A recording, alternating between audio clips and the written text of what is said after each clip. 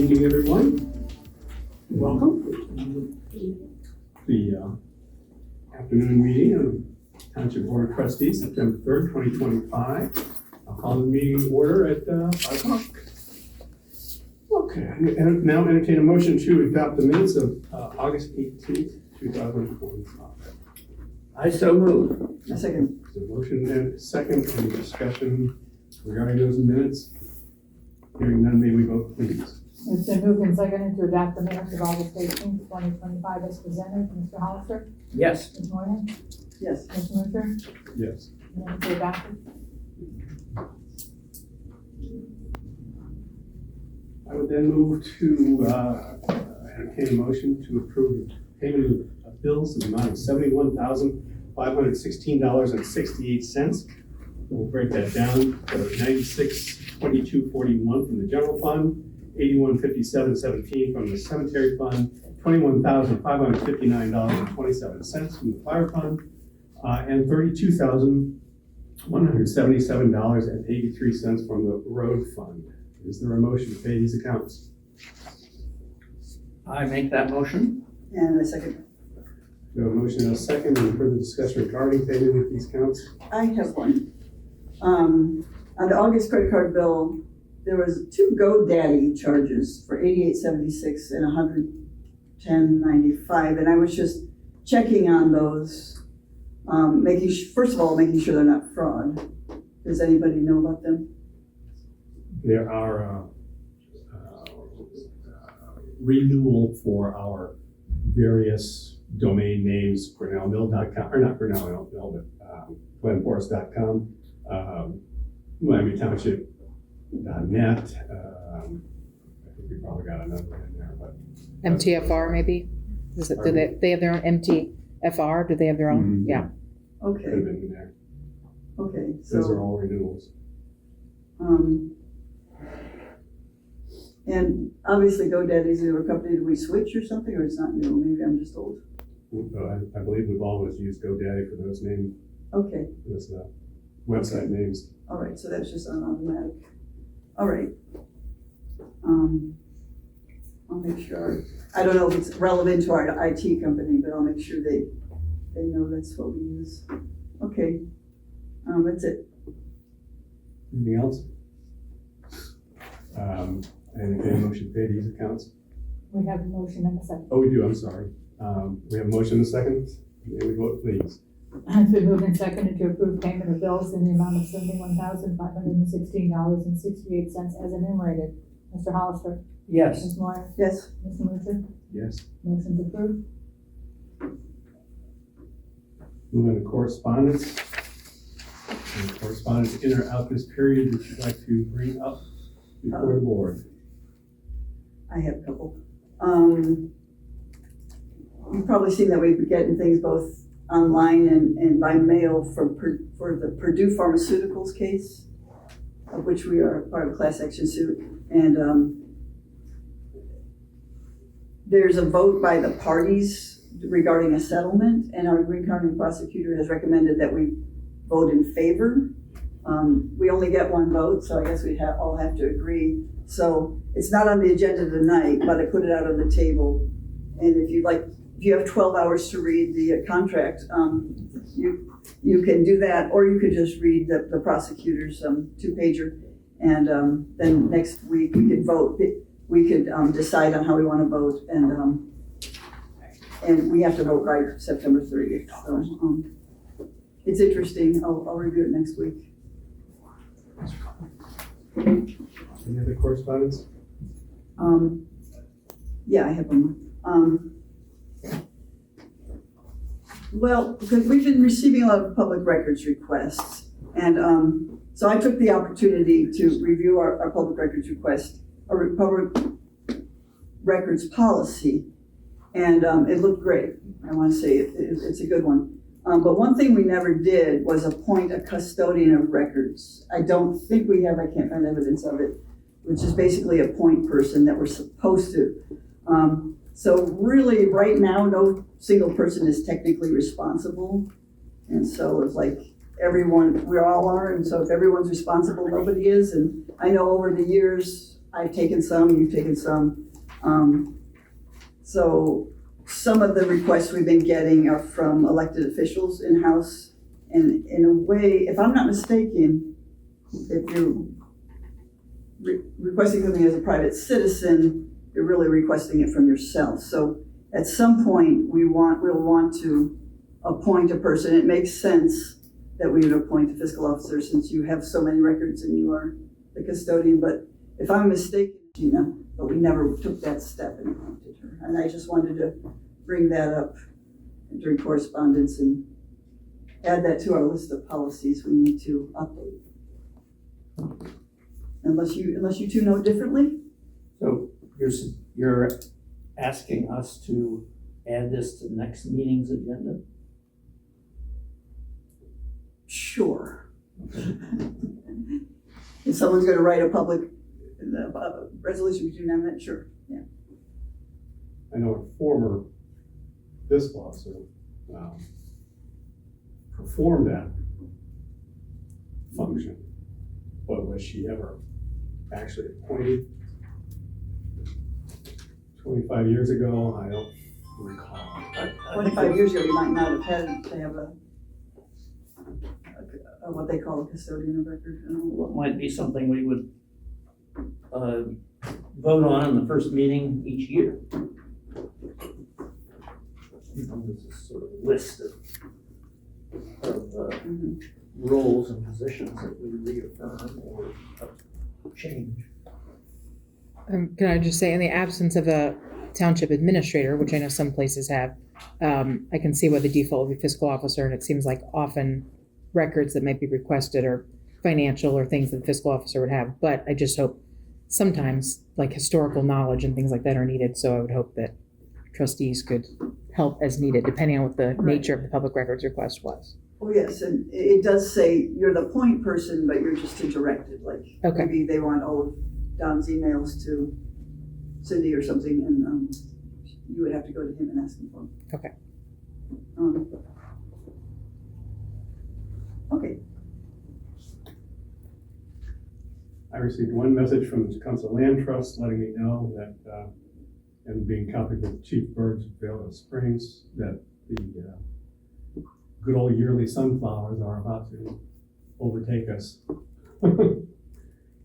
And they're doing it on a very informal basis this year. There's no paid security, there's no traffic control, there's, I don't know, there's what kind of signage they're gonna put out. It was just kind of, well, we'll see how it goes this year. When? So I don't even see any blooms yet. apparently they're on their way. They just pop out, I don't know. The last 2 years, they handed it over to the Chamber of Commerce. Is the Chamber doing it this year or to Council Land? It was not, I got this message from the land. So the Chamber in the last 2 years got an agritourism. Yeah, they still have an agritourism permit. It doesn't expire. As long as it's the use. So if another person wanted to take it over completely, like let's say they move from that location, it's not tied to the location. Like another person, let's say in 10 years or something, somebody else bought that and they wanted to do that same thing, they would have to apply for a new agritourism. But as part of those BZA hearings, they said, we're gonna have parking so much and we're gonna have the sheriff and things. Yeah, I can reach out. I understand what you're saying now. I can reach out and find out just to make sure that we're still in line or not in line, yes. I have just that one. Any public additions to the agenda for this afternoon? I'm wondering if it would be feasible to move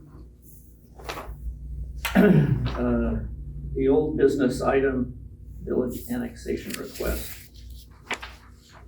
forward, since so many people attending seem to be here for the annexation question. I see why not. Um, Is that the? Not that the rest of the meeting won't be very interesting. Is that the request of the board? It's my suggestion. Well, you've got to turn the suggestion into a request. I move that we move the old business item, village annexation request, to now. All right, we'll put that under now, or I mean, item number 5. Any comments about that motion? Hearing none, may we vote, please? How about a second? Oh, I'm sorry. We have a motion. I'll second it. Any further comments? It's been moved and seconded to move the old business item, village annexation request, to the current item number 5 on the agenda. Mr. Hollister? Yes. Ms. Moyer? Yes. Mr. Mutcher? Yes. Motion approved. Okay, well, then we will move that item to right this very minute. I'm assuming, I'm assuming everybody knows the reason that this is on the agenda. The village has forwarded over an agreement, a standard agreement between them and us regarding any annexation they have requested. And that is what is on the table tonight for us to discuss and potentially decide how we want to vote on that issue. For myself, I'll just start off just because I'm old and gray. I have been very, very perplexed by this particular issue. I'm sure everybody in here knows that I'm an avid follower of policies and procedures as specified by the Ohio Revised Code, which is how townships exist. And bringing that down to our level, all those other things, now we're talking about the comprehensive plan. We're back to our comprehensive plan. And reading our comprehensive plan, it's got very specific policies and procedures for us to follow regarding residential growth. I'm going to read a couple of them. There's just some scattered explanations, but the important ones that I thought was, first off, it says, it is the intent of this policy document to encourage the proper placement of residential home sites within Miami Township in order to ensure the following. Keep in mind, the comprehensive plan, for whatever reason, does not address annexation per se. It talks about growth, it talks about within different areas, et cetera, but it does not specifically refer to annexation. And the policy is there to protect prime agricultural soils, farmland, other irreplaceable natural resources, maintain low-density rural character, sufficient lot area for long-term and individual on-site leaching devices for wastewater disposal, which obviously is not necessary for annexation. Ongoing adequate groundwater supply. The residential use of the land should only be encouraged in those areas of Miami Township which are within the urban service area of the village of Yellow Springs, which this area is. Next item is residential goals. One of those goals is to provide areas of transition between the villages and the rural areas of the township. That's why it says in the previous one to have it within the urban service boundaries. And then residential strategies says to keep the rural feel of the township while providing the limited residential growth within the township. Future growth needs of the township should be Yellow Springs, where utilities and services are available. I'm sure there's no one in here that doesn't know that this property is within the urban service boundaries of the village of Yellow Springs and is also adjacent to and does share boundaries with the village of Yellow Springs.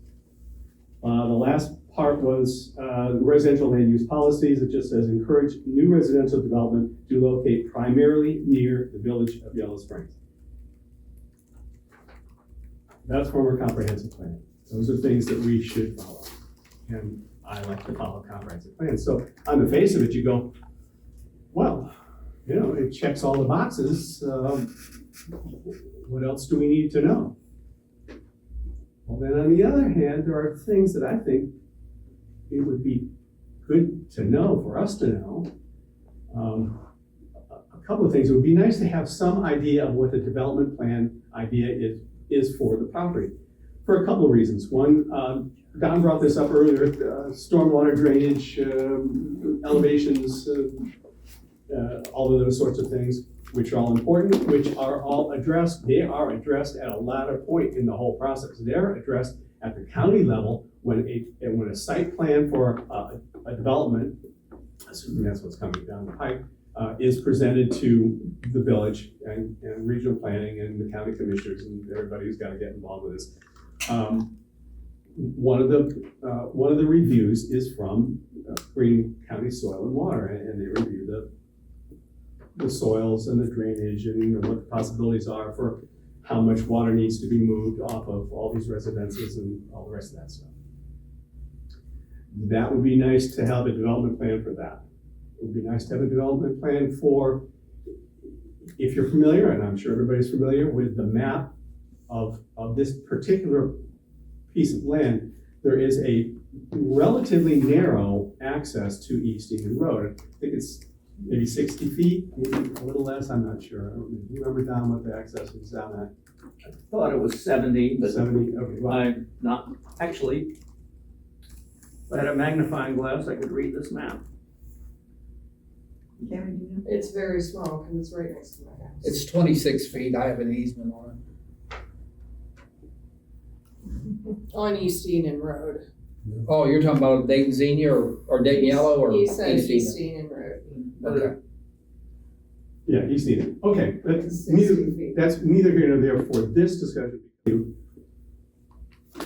As my role as president of the Regional Planning Commission in Greene County, I know for a fact that you can't have a development in Greene County of more than 30 home sites without 2 ingress and egresses available to the site. And just by a cursory look of the properties around it and how much is consumed in actual residences on East Eden Road, I don't know where that second access or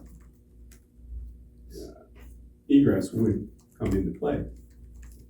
Again, if we had a development plan, perhaps someone's got an idea like Willowfield where they have a PUD and they're going to put all the home sites that they're talking about in maybe a 10 or 15 acre section of the property, and not have as many home sites. I don't know because I haven't seen anything. Again, that keeps me, well, which way to go? I know there was something else, but I don't remember what it is. So, bottom line, at the way it sits right now, I would be against signing the agreement. Anyone else on the board would like to speak?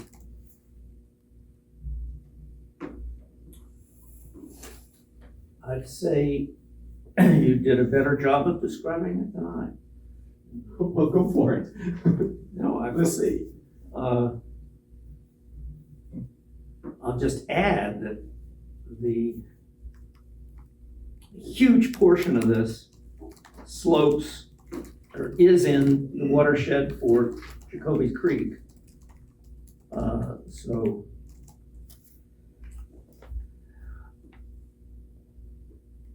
stormwater drainage seems like it wouldn't be going into the village or through the village.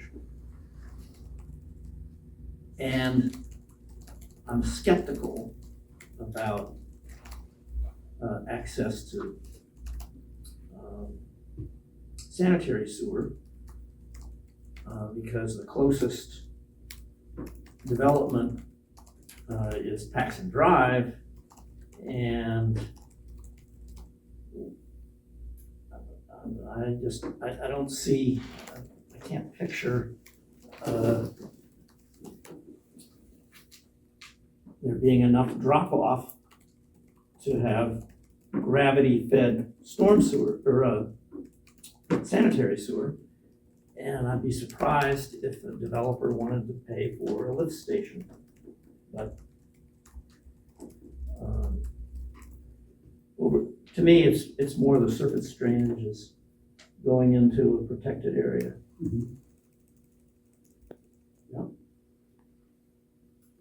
Well, I agree about the outer service, is that what we call it, the urban service boundary. In general, we might even be party to some kind of planning, and Tecumseh Land Trust was, if we're gonna build, make it in the urban service boundary. So, I've gotten emails about uncontrolled sprawl, where's it gonna stop, and I think that addresses that. Jacoby Creek is a big one for me, because we've had such, I went on Hope Taft's canoe ride and showed how the developments near these streams gush water in, and they chop off big pieces of bank in the Little Miami and the tributaries of Little Miami. And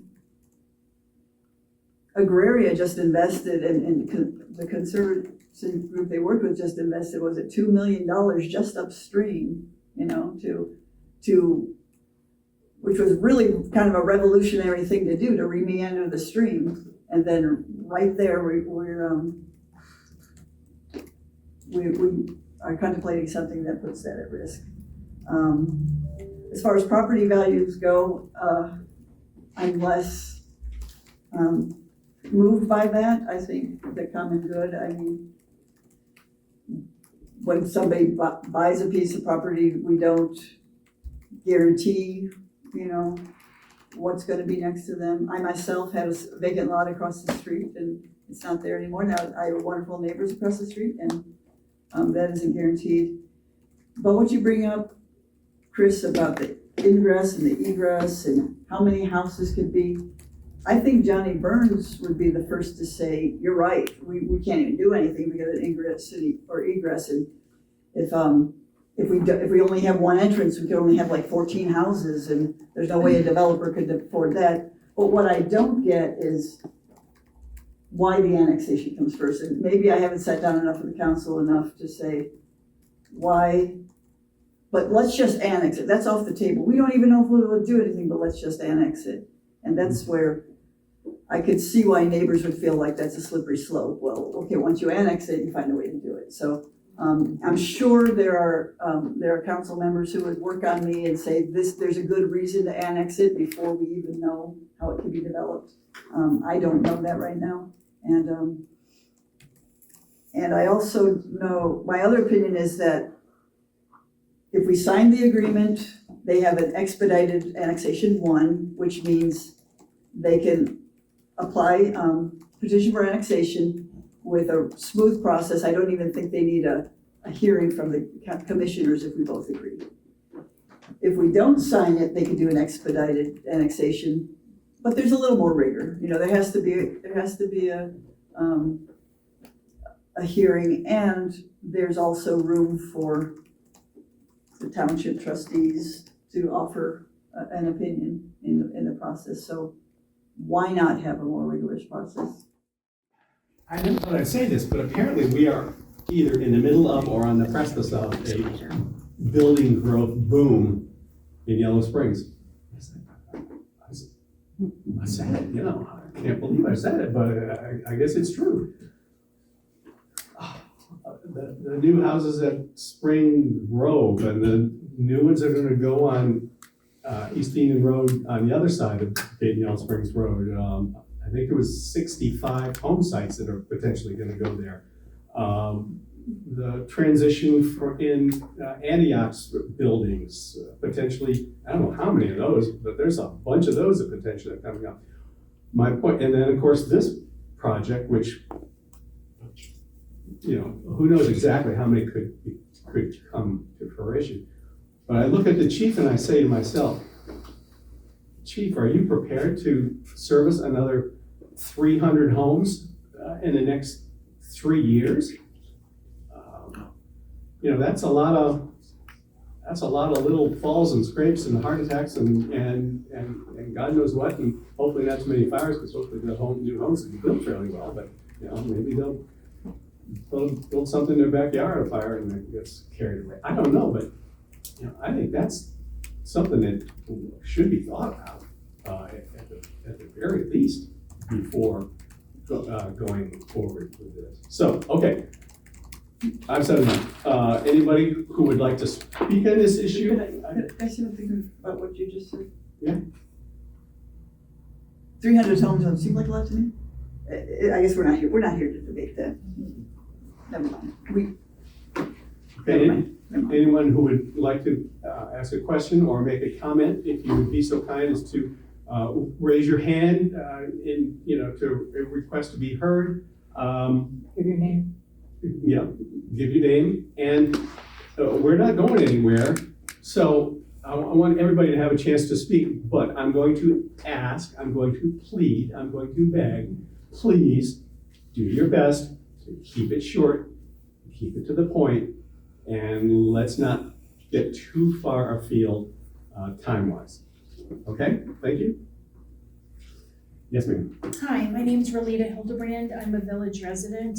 And I just wanted to appreciate the comments about Jacoby Creek and the watershed, because we have had an amazing amount, in a very good way, amazing amount of investment in that area. Homeowners adjacent and Department of Natural Resources and Agraria and all of the people who volunteer at Agraria have put a lot of time and effort and our hearts into that. And so I just would appreciate that kind of thought process as you go forward, and I'm thankful that it was mentioned so succinctly. Thank you. Yes, sir. Yeah, I live at 253, and I have a annexation through State your first Jones. name. Please. James Kingsolver, 253 East Dayton Yellow Springs Road. I have an easement through the farm, and all the water that comes off of there comes through my farm out to the wetlands to Jacoby Creek. And so I had Johnny Burns out, I had one of the trustees, and then Don came out. I had Nature Reserve that put the wetlands in and did Jacoby Creek. I had Tecumseh Land Trust. And the village is not doing their due diligence in finding all the answers that they asked for there. The Nature Reserve said, look, when we built this, we built it on the watershed that is here now, and we did not add anything except for global warming over the next 20 years. So I had Rick Donahoe there, and Rick said, look, when I develop mine, I actually get watershed from Rick's that comes down the lane into mine also. I said, so when that gets developed, you're gonna have more water. If these 30 houses go in, you have more water. So I asked Amanda, I said, Amanda, what's your worries? She goes, watershed and pollution. Nobody's talking about pollution. Herbicides, pesticides, all the things that's going to come off of them. They can put a raised thing to do the sewers, but what are they going to do about all the chemicals and the pollution that's going to go into the wetlands in Jacoby Creek? That is a major problem. So I asked Johnny Burns, I said, Johnny, why are you guys pushing this annexation above and so fast? He said, because the Joneses are going to donate 3 acres to the school for the sports complex. And I have told the Joneses that I will put it up to the board to annex it to get the 3 acres. So to me, that's kind of, quid pro quo on getting what they're going to get out of pushing this annexation through. So they're not doing their diligence. They're not finding out. They basically said I had to do all the work to find out how much water is going through now, if it adds it, how much pollution, all that stuff. And it's the same as the development on the other side of East Enon Road, or Dayton Yellow Springs Road. And so you guys are going to be getting all this water, and we need you guys to protect Jacoby Creek. We need you guys to protect the wetlands. Because when they annex that, that's theirs, but then they're going to dump all that on what you guys have helped us make beautiful. I mean, Jacoby Creek, I have a forge crossing through it. It's beautiful. It's beautiful what they did out there. But you cannot put 30 houses, and then if somebody buys a house on East Enon, or West Enon, or East Enon, I'm sorry, and then does 300 houses in there, then we're really in trouble. And that could easily be done. There was a house that was just for sale that the Joneses could have bought and had 2 accesses. So we need to think about long and hard about pollution, what it's going to do to Jacoby in the wetlands. It's 270 feet away, Jones from the wetlands. I had everybody out there and showed them. Thank you. Anyone else? Yes, sir. Derek Muncy, Beach Agrarian Landis on behalf of Chris and Peter at 3841 East Eden Road. So I have received a copy of the annexation agreement that I understand you guys are voting on, and I kind of want to, I'll bounce around here a little bit, but there's multiple types of annexations, expedited annexations 1, 2, and 3. We heard that if we sign this agreement, it'll fall under expedited annexation 1, which really strips the township and even the city or the village away, any tools that they would have away to plan for the future here, which seems to be the concern of definitely my clients and the rest of the residents. And what I find most interesting about the annexation agreement is section 2.2 that says that the village shall not exclude the township from any portion of the annexation parcel. And it goes on, but if you read and understand the types of expedited annexations, that would actually place, that type of agreement, the arrangement where the township isn't excluded from the annexed land would actually put us under type 2. And I think that's interesting that the village is asking for type 1 here, or asking us to sign the annexation agreement while not excluding the township from the property and not asking for a type 2. That's important because it takes those tools away that the township would have to protect whatever future development does go there. Because annexation, the expedited annexation 2 would require a buffer zone here if we're going to add 300 houses to a more rural area, or at least that the residents would be able to make that argument. If the trustees allow this agreement to be signed, an expedited annexation type 1, that takes the ability of the residents away to have any say on whether or not there's a buffer in this particular annexed parcel. So there's 2 questions that were asked by the trustees, and I think we might have an answer. One is, why do we annex them first? Why now? Why not get the development plan and then come back later? I think part of it is, and not to suggest any nefarious actions or wrongdoing, but the city is changing PUD zoning, or at least proposing changes to development plans and high density zoning right now. So even if we did annex it and there was some time, the residents couldn't challenge whatever development goes up because we would have no idea what is coming because they're planning on changing the zoning code anyway. So it's going to be a constantly moving target. And even as it sits today, even if they didn't amend the zoning code, the village's zoning code is less restrictive, even just based on the policy statement from my township zoning code. The township zoning code is less restrictive than the village's zoning code. That's why they want to annex it, so there could be an easier path towards higher density development. But signing this annexation agreement will take that power away for not only the residents, but also even for my township residents to participate in that whatever development plan does come down the road. I did want to point out a couple things. While it does share some boundaries with Yellow Springs, it has a very limited right-of-way and very limited frontage. Frontage requirements are important in rural zoning, partially because it prevents flag lots, high-density developments, things of that sort, which I think that all the residents here would appreciate. And if we look at the types of houses that already line East End Road, they're slightly larger lots, set back a little bit. They're not the type of high-density development that would most likely be attracting a developer. I know because I generally represent developers.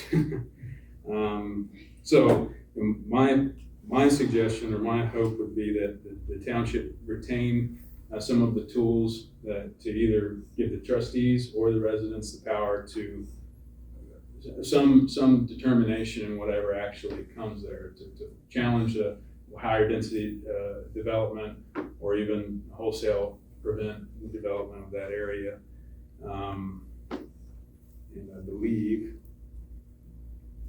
so then the question was posed, why not accept the more rigorous requirements? And I think that by making the process more rigorous, giving the residents more opportunity to speak and potentially even challenge the annexation or the development, I think that would be appropriate given the opinions of the parcels immediately adjacent to this development. Okay, thank you. Anyone else? Oh, I'm sorry. No, you go ahead. I was just gonna ask if I can, can I ask you a question just to clarify, make sure I understand what you just said? So- I'm so sorry, yes, thank you. So if the trustees don't approve this agreement, then that gives both the township and area residents, in the event that land is annexed, a little more say in what development might come down the road. Is that the idea? Absolutely. But I didn't want to misunderstand you and say that, like, I thought you were saying at first that if they don't agree to it, then there would be a little more flexibility to oppose the annexation itself, but maybe I'm misunderstanding. Yes, yeah.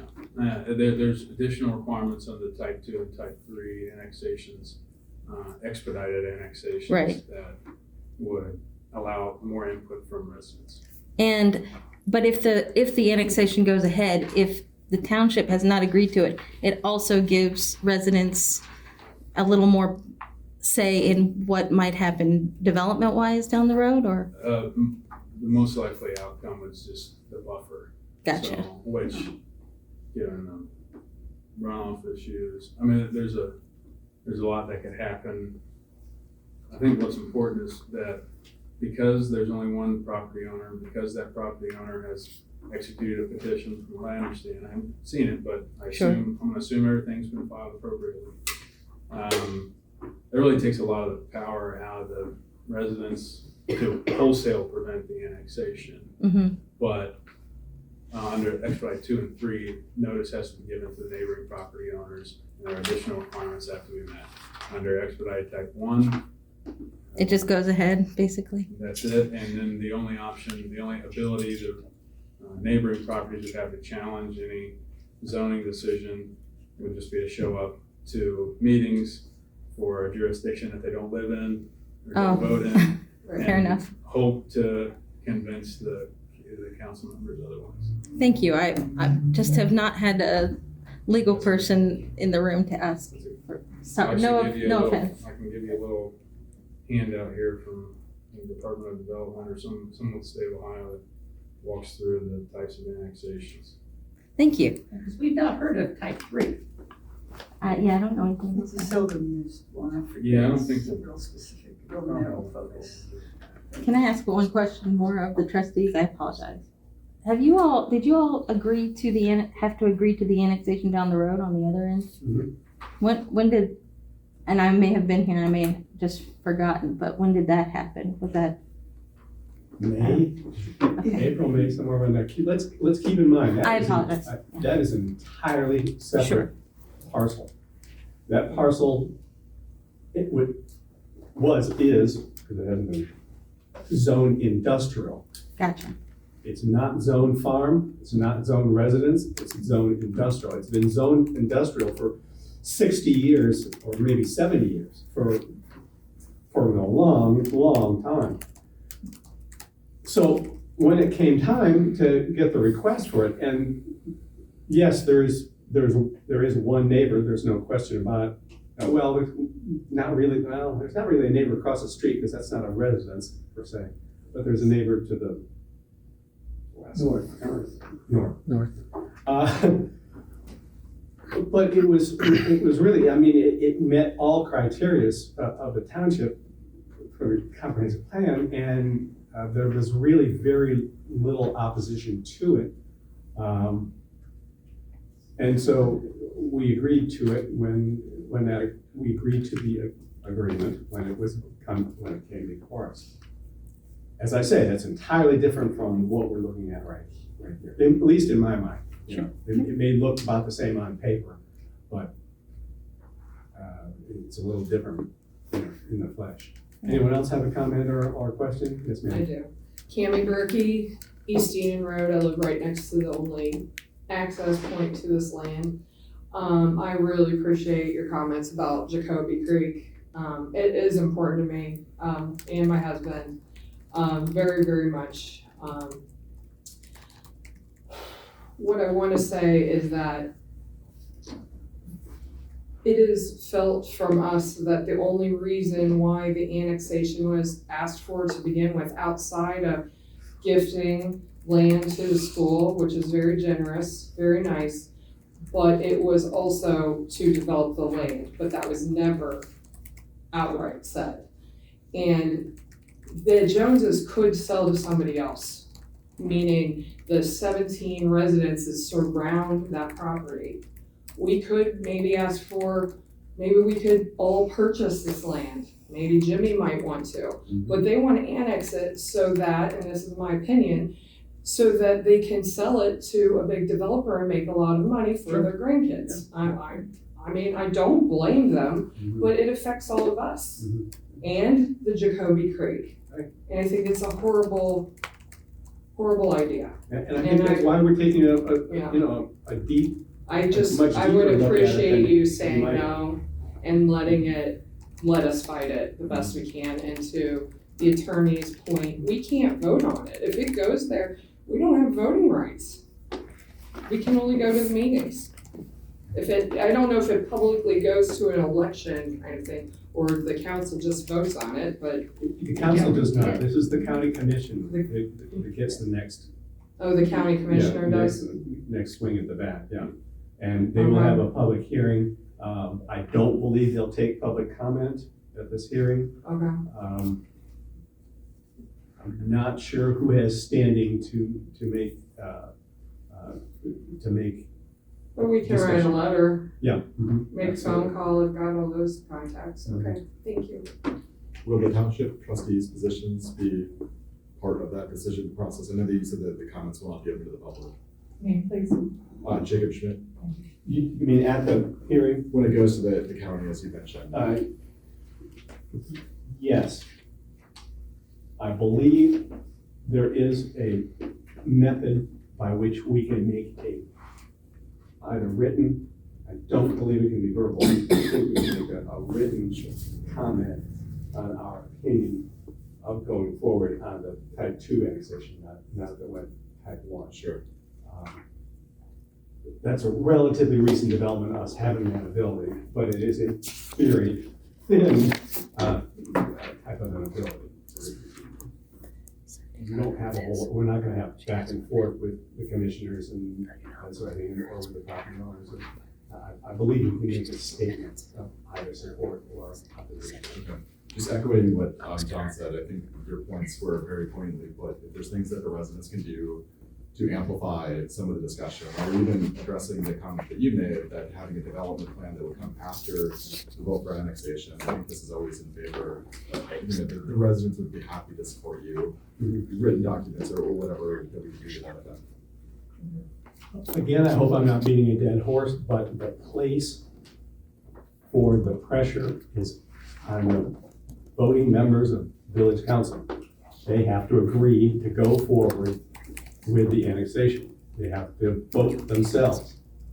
They have the power with their vote to make this happen or not happen. As much as we'd like to talk about it, as much as we'd like to see things happen, as much as we'd like to have information, we can't demand any of that be done, you know? They can. So hopefully. I'm sorry, when you, I thought you were done. Ms. Craig. Okay, sorry. Go ahead. I thought it was a done deal that the council, the village council had voted to annex. Maybe they have. I haven't heard. Anybody? I thought. They have not voted on it.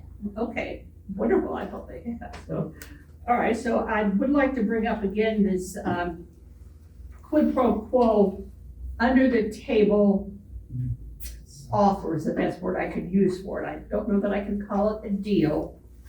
This was done last year It was, and we have proof, we have a set of emails from a whistleblower, that in exchange for Julie Jones giving 3 acres of land to the school board, that they would, the village would support this annexation because those 3 acres of land would be in the Jones property. And what was the soccer field, all the Yellow Springs school property would become this new housing development, low-income housing development. Well, that did not happen because the housing development plan was not funded by the state. However, there was nothing to say, well, then we're gonna give up on annexation. The 3 acres doesn't matter anymore. It's the promise for annexation. There was a suggestion about a road. There was a suggestion about one other thing was besides the annexation and the road. But yes, and this was not, I don't think that this was ever voted on, but it was certainly, an under the table agreement between certain people. That's all we can say. And, it's not a done deal. There's nothing legal there, as far as we know. All right, anyone else? Mike? A few quick questions or comments. I own part of the land that's south of this 84 acres, and I share a boundary, about 2,000 feet, pretty good sized boundary. I also been approached by Julie about maybe chopping off part of my end there, which is between Peter's place, and Chris's place, and my place, and making that available as an access, but I'm definitely not for that. Okay, so anyway, there's been an active part on their part to try to satisfy these various requirements, which is natural in this case. But I still think there's a bigger picture here. We got this nice new trail. No one's mentioned the trail that been put in, that walking trail that goes right smack on the northern boundary of this 84 acres and heads out to Aquaria. And you think Aquaria would be here to defend that. And that would be, that walking trail, just put in brand new, would end up being a road as an access road to this 80 acres. So that thing's disappearing. Money was sunk in that, good intentions was put in there. So it's little things like this that add up. I'm not gonna go through all of them, but they're there, okay? And it sort of bothers me. Like, for instance, I've been out there for a while, and I've had experience with anyone who lives on the boundary of this place encroaches from my place, and over the past, I counted 3, maybe 4 marijuana patches pop up on my place. And you put houses over there, there's always gonna be 1 or 2 people who say, gee whiz, it's empty ground over there, let's go plant something. And the farmer across the street, he right to the water towers, okay? There've been plants put out there in the middle of his cornfield and over the years. And this, I've seen pickup trucks loaded with these nice big plants, and they're spotted by helicopters. So this time of year, October, there's helicopters wheeling around that part, that section 25, picking out these different places, and the sheriff shows up and he's there. All these little things, I'm not against people coming in, but there's always something that goes in the wrong direction, and I just like to avoid that in my case. Anyway, that's my take. Okay, thank you, Mike. Sure. Appreciate it. Yeah. Anyone else? Is there anyone, a member of the board, who would like to make a motion whether to enter into this agreement or not? I move that we not adopt this that we not agree to this annexation agreement. This is set up asking for a resolution number. Do we need to assign a number? Where it's worded here. Well, I think you can have a motion to not have a resolution. No, I take that as if we were going to do this, if we were going to sign it, we needed to do a resolution. Thank you. So we could do nothing But I think it would be helpful to tell council, village council, that we oppose it. All right, we have a motion. Is there a second? I'll second. We have a motion, a second. Any further discussion regarding this Well, motion? let's clarify the wording. A move to oppose annexation agreement. I think it's more proper to say, I move to not enter an agreement with the Okay, I village. move to not An enter. annexation agreement with the village. You have that?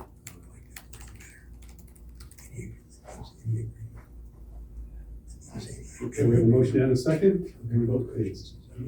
It's been moved and seconded to not enter into an annexation agreement. I'll need to clarify the property, which I will do, as presented this evening. Mr. Hollister, Yes. Ms. Moyer, Yes. Mr. Mutcher, Yes. the motion is approved to not enter into the agreement. Okay, that takes care of that. Thank you so much.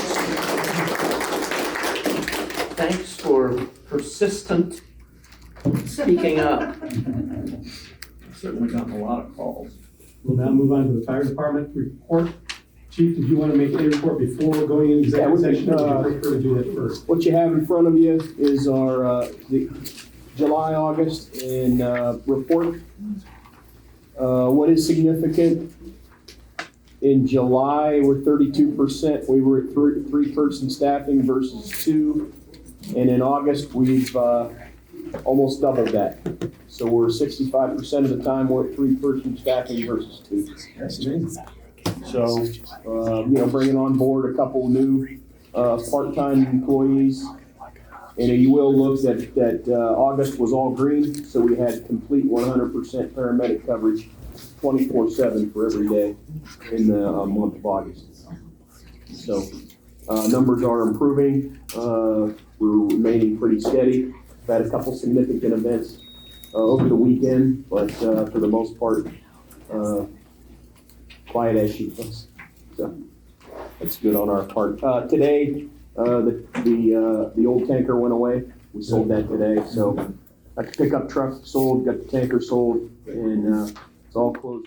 All right, we will return to public session, 6:01. And I will entertain a motion to adjust a former fire department employee, their vacation payout total from what would have been, Chief, give me the number. Would have been 158.72 hours, And we're going to change that to, 223.4 hours. reason being, there was a confusion. We made a change in our vacation accrual policy last year, and it kind of got changed and then kind of got tweaked and then kind of got changed back and then got changed permanently. And we knew it was happening, but the staff did not know what was happening at the time when it actually got to be final. So the employee did not have an opportunity to make the decision whether to use his vacation time or lose his vacation time. And so we didn't think that was fair, and so we're going to adjust it accordingly for the amount of hours that he would have lost under the new, what do we call it? It's not abbreviated. What do we? The new policy. The new policy. Okay. I make that motion? All right, we have a motion. Is there a second? Second. We have a motion and a second. Any further discussion regarding that motion? Hearing none, may we vote, please? It's been moved and seconded to adjust a former Miami Township Fire Ministry employee vacation payout total from 158.72 hours to 223.4 hours due to a policy change that confused him. Mr. Hollister? Yes. Ms. Moyer? Yes. Mr. Winter? Yes. Motion's adopted.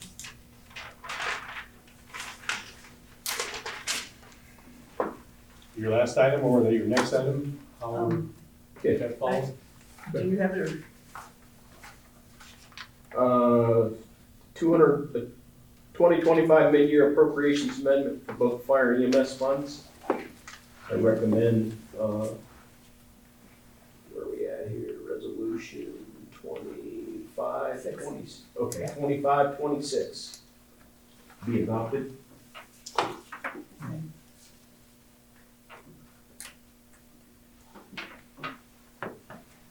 Is there anyone, either fire or fiscal officer, who would like to make any comments about these changes? I would. I just want to take this opportunity to let the public know that the fire department is in really great shape. And there have been cultural changes, procedural changes, and I'll set that aside because the Wise News covered some of those. But I'd like to report that fiscally, I'm really proud of the work that we've done. And the chief, along with Captain Ayers, you might not know that he's gone, other trustees might know, he's gone through all the spending with a fine-tooth comb. And we've canceled digital subscriptions we didn't need. He's changed vendors for maintenance of vehicles, which gives us a much better personalized service and accountability for charges that we incur. We changed the procedure, the way we procure medicine and drugs, saving us thousands. So I just want the people to know that we can now, I personally can now defend every penny being spent by the Miami Township Fire and Rescue, and it's probably our healthiest fund now. We have multiple funds, and we'll just move on down the line and do the same for the others. And also through the work of two veteran chiefs, yourself and Fred Kauser, our accountant, in the past couple of years,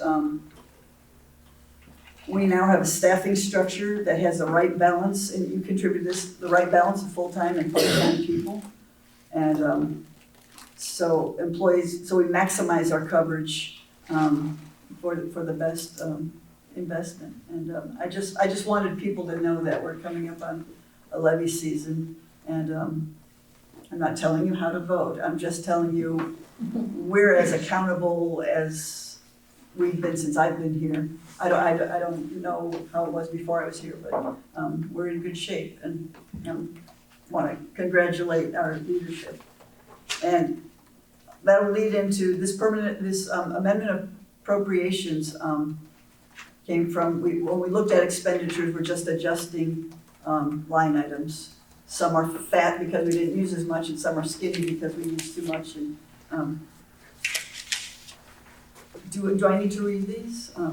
Both in the general fund and the fire fund. So general fund, we're transferring from general expenses to office supplies. We've been really purchased many.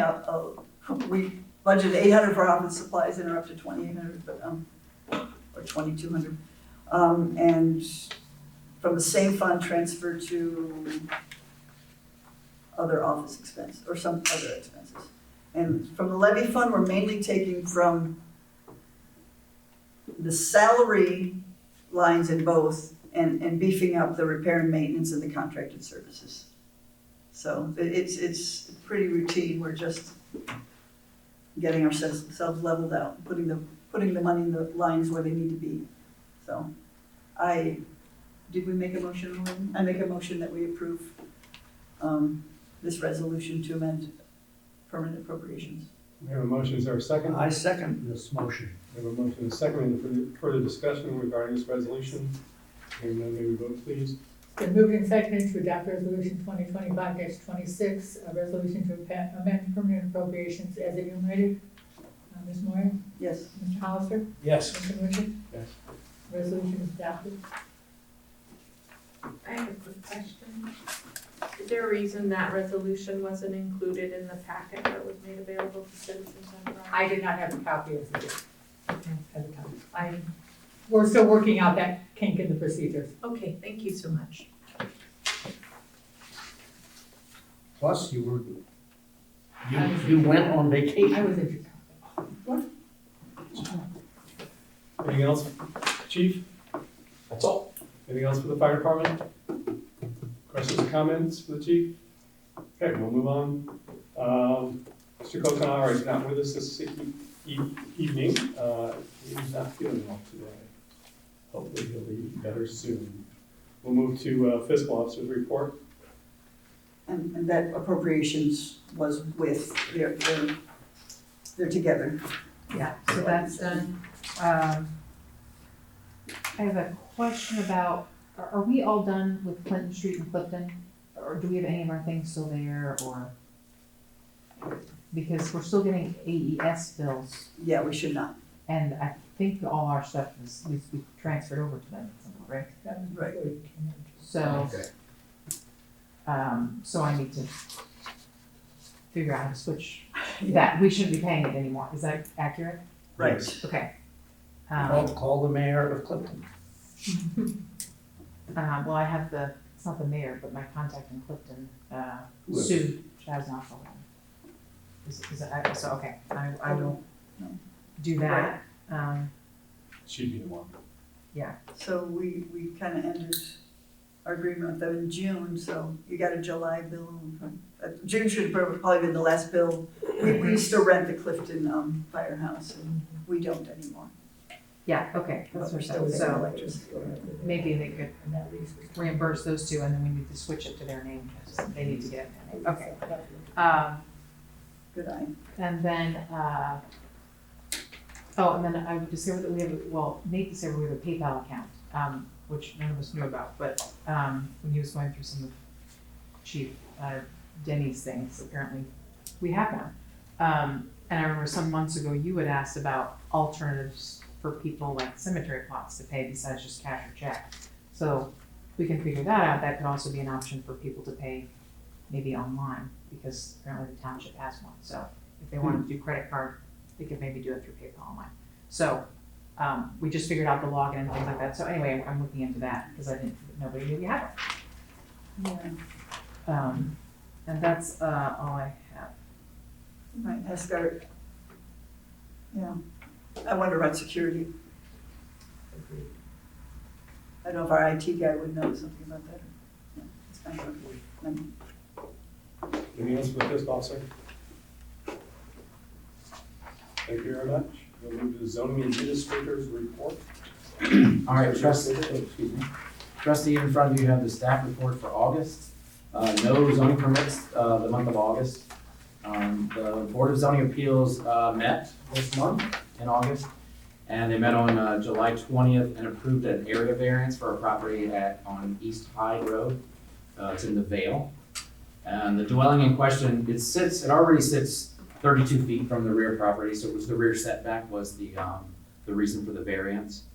And the applicants was asking to build only a 450 square foot addition to their house, which would have brought it to 23 feet to the property line. So they're asking for another 9 feet, even though it technically should be 50 feet for your rear setback.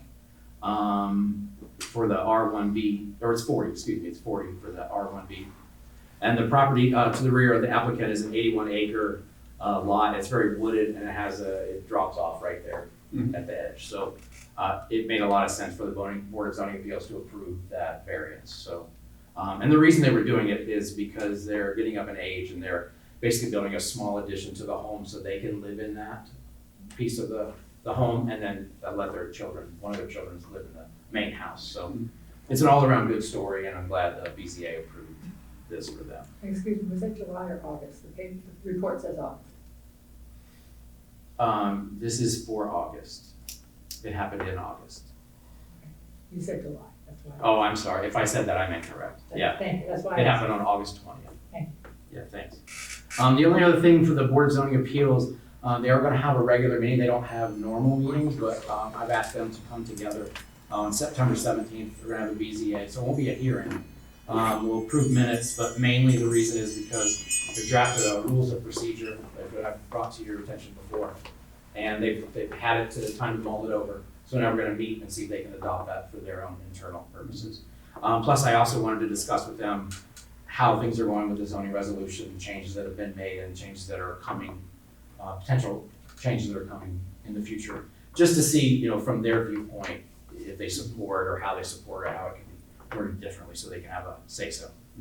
So that's for the BZA. The zoning commission has met, their next meeting is tomorrow, so it kind of felt weird in this particular month, but, Michelle Hudnell from Greene County Regional Planning was on hand to discuss how we're gonna implement this, semi-fast tracked 12 months of using the grant money that we got from the state of Ohio.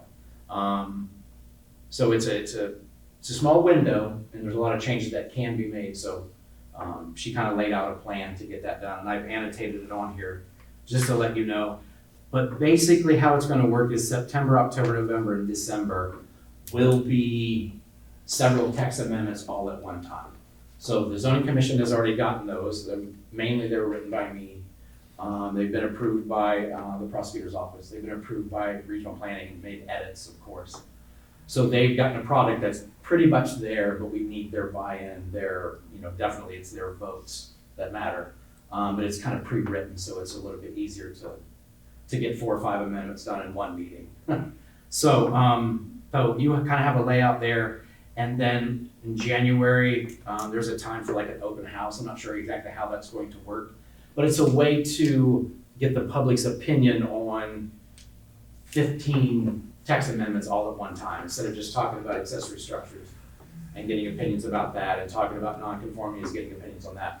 It's going over a lot of them. So in the long run, this is gonna be an amazing thing that in 1 year's time period, we get a lot of text amendments and we get our resolution fixed the way it needs to be fixed, legal and all the good stuff.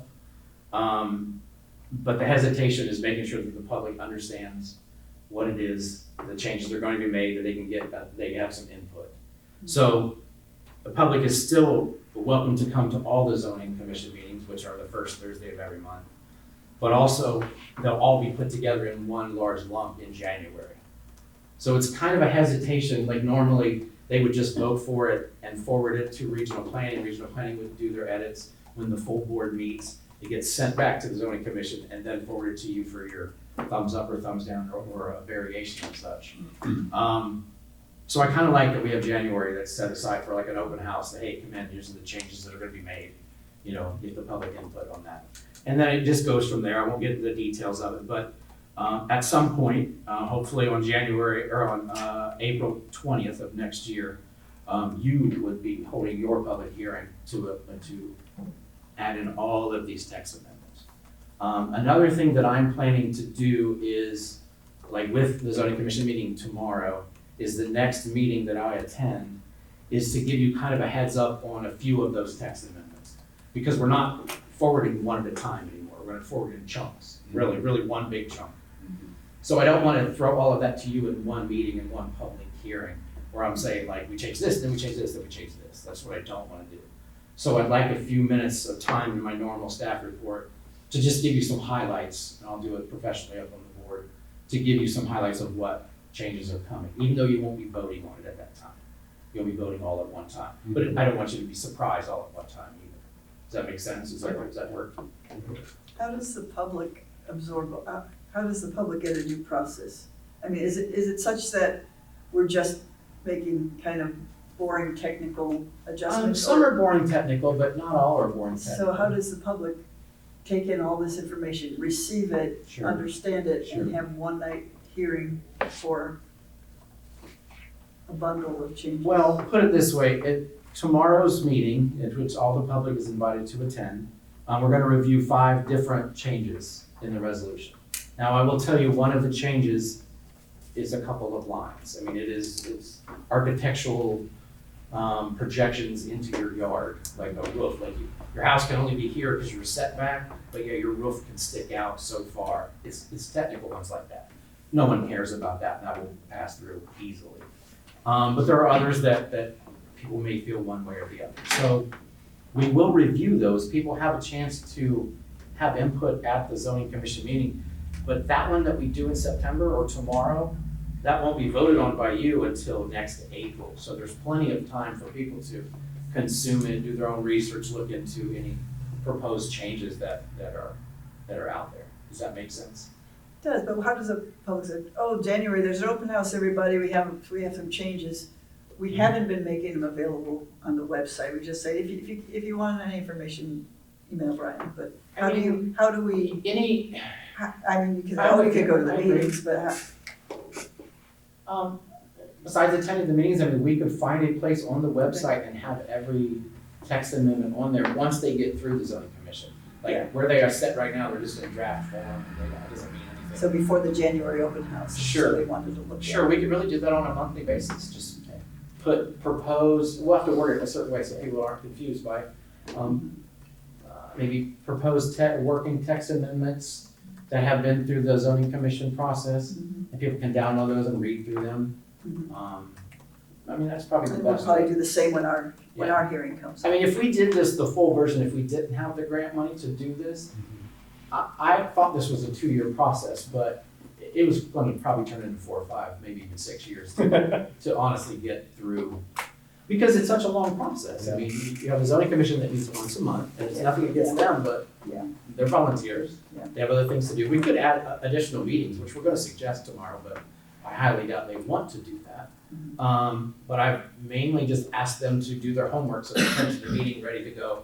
Point number 5, I'd like to see this, or I don't understand this, and I've also offered to meet with them on an individual basis, because I can discuss, as long as there's not 2 members at the same time, I can discuss. So I've laid it out for them but yeah, the main key is the public. And I mean, putting them on the website, just so people can review it. You can always request that from me, and I can send it to people. So we want people to be informed, and this isn't anything under board or anything. It's just a faster way than doing these one a month and trying to get some things accomplished. So anyways, that takes you all the way to hopefully by June 1st, we finalize the grant with Ohio, because that June 1st is our deadline. And unfortunately, as this thing took off, we were kind of 2 months behind when it started. That's really no part of ours or regional planning. That was really the state of Ohio not having it together. So anyways, that's the timeline for that. The other thing from the zoning commission, you got the email as well, but Greg Schrader, who's served on the board for a while, is stepping down. He lives in Florida for the winters, and he just doesn't feel like he could contribute enough, especially with the amount of changes and the involvement that we're asking them to do. So it'll be effective immediately because he has conflicts with tomorrow's meeting and before he even goes to Florida, so he has some other family stuff going on. So he will be done as of last month, and I would recommend to you to bring on Jennifer Adams as a full board member. She was just brought on as an alternate. She contributes a lot and is very knowledgeable, and I really like her input on the board. So I would just like to recommend that, and no needed for anything to happen. I would like a little feedback if you would like me to have a resolution prepared for your next meeting to bring on Jennifer to finish out her term, which would be the end of the year. And then of course in January, I would ask that, we'll hold. But if all goes well, in January, I would probably recommend to have her be a full 5-year serving member. But you have to finish out somebody's, if you replace somebody. So that it's on that 5-year stagger. And the second member may be coming off in January. No, Greg Schrader ends in December. He's the same person. He is the person that is ending, that there won't be a lot to discuss there because he won't be here. Remind me, what road does Schrader live on? South River? He lives very close to South River. I think he's on the south end of South River Road, right there at the curve, I believe. Well, I don't have an issue entertaining a motion to appoint Jennifer to fulfill the term that's vacant as of tomorrow. Yeah, I'm happy to be doing it. I just didn't want to bring up something that wasn't on the agenda already. That's the only reason I hesitated. I'm sorry, Don, did I hear you say you were moving? I would be happy to do it now. Okay. We have a motion, is there a second? Second. We have a motion and a second. Any further discussion about the motion? Hearing none, may we vote, please? Been moved and seconded to appoint zoning commission member alternate Jennifer Adams to fill the remainder of Mr. Schrader's term. As a full-time As a member. full-time member beginning September. Yes. Can I add one, this is improper, but can I add one more point before you vote? I would like to say that Jennifer Adams and Jane Sweet, who is actually present here, Both came on that board at the same time, so there was no seniority truly because they came on at the same time. And Jane Sweet has been an outstanding member. We're very happy to have her on the board as well. And I just kind of wanted to say that in general because two people did come in at the same time. That's great. But I wanted you to know that in front of everyone. We're getting different opinions and some different thought infused into the zoning commission, and it's really paying off, and it's allowing us to look at it from a different standpoint and make some changes that are needed. So I wanted to mention that part, that's why. And it was really just my recommendation personally. I just feel that Jennifer has been a part of some of the zoning here before, attended meetings, and that's why I would like her to be on the board. So thanks. Moved and seconded, Mr. Township? Yes. Ms. Moyer? Yes. Mr. Mitchell? Yes. Motion approved.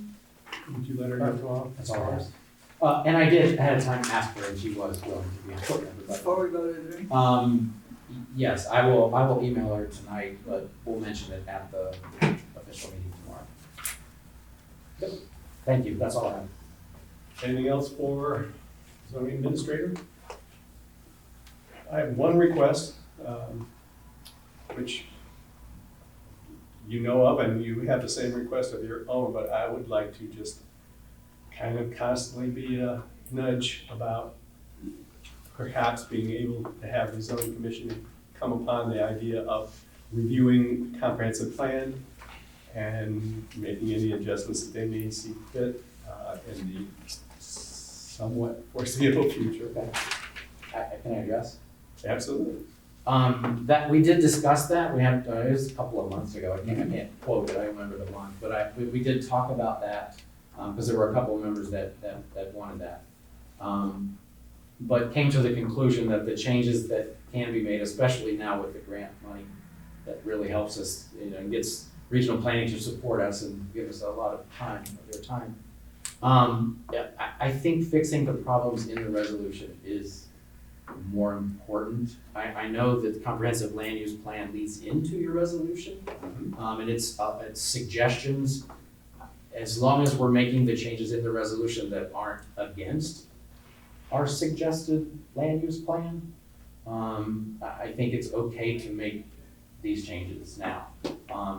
And I don't see us looking in a comprehensive use plan until the end of next year, probably. Knowing that this is gonna take us at least through June, just talking about resolution. And then there are some things after the grant is completed that I would like to suggest to the commission. So it might be the following year until that's done, honestly. That's how we stand right now, but I understand your request.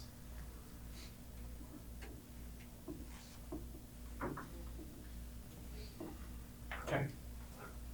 We can further discuss that. Sure, absolutely. Anything else then for zoning? Hearing none, let's move to item 11, new business. The first one on the agenda, I don't know where to go with this at the moment. We had a request from Ms. Mullen, who's the director of the Senior Citizen Center, for some ongoing funding from us for the center on what seemed to be a request for a permanent basis. And I asked her, well, how much is the village committing per year on a personal basis? Because we sometimes look at their contribution and we say, well, this is how big they are, this is how big we are. So perhaps we could, if we feel that it's something we want to do, we might do it in a proportional basis. Well, I've heard back from her, and the village has not committed any funds to them on a permanent basis. So that kind of puts us in a little bit of a precarious position. Now, apparently they're working their way through their budget process, I guess. I don't know what their timeline is for that. And she feels that their request is in that budget cycle. okay. Maybe she'll let us know, or I'll ask her when she hears what their commitment would be. I don't feel comfortable making a monetary commitment to the center, as important as I think it is to the village and the township, without some sort of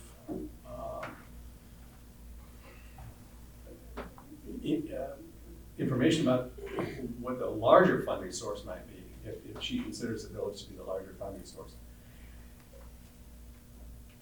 I'm open to questions or comments about that. This is not my, I mean, I didn't request this from her, so I'm not sure where we want to go with it. Well, I've been thinking about it. I had a conversation with a council member who indicated a fairly large number that he or she is thinking about, and it kind of shocked me. And I'm not sure, I think the key words in her request was, can you include us in the 2026 budget? And I think the best that we could do for our community is to deliver the services for which we're responsible first. You know, we have a $50,000 donation still pending, the TLT, which is going to affect us. Our IT people tell me that slowly each of our computers is going to be not be able to upgrade our operating system to Windows 11 will not be able to upgrade. So we're going to be looking at digital services. As I look at our appropriations, I see gaps in maintenance of building, maintenance of even the furniture in this room or anything. And we have a pretty thin margin now, and I don't know how we still don't know how we're gonna land this year. And so in my mind, if we have a strong fire and rescue, then we're strong for everybody. If the best thing we can do for the senior citizens is to do our job well. The best thing that we could do for the chamber, who comes for us for money sometimes, asking for street fair or for fireworks, is to do our job well and be there for the tourism industry and serve them. And we need to be strong for, like you said, a growing population if we're in a building boom. So if we have discretionary funds for financial contributions to our partners, we can do that. We should probably have goal setting. What are our priorities? How much discretionary money do we have? How do we rank them? And not just, but we should do that through a budgetary process and not by feel. And I've been as guilty of this as anybody. Somebody comes in and says, "Oh, would you support this?" And they're like, I think we can do 3,000 or whatever. And I'm starting to realize we need to be more intentional about it. So I don't think we should be talking numbers right now. And we should take stock of our needs and then see what we have left for partnerships. And there are other ways to have partnerships besides financial. So that's what I have to say. Don, any comment?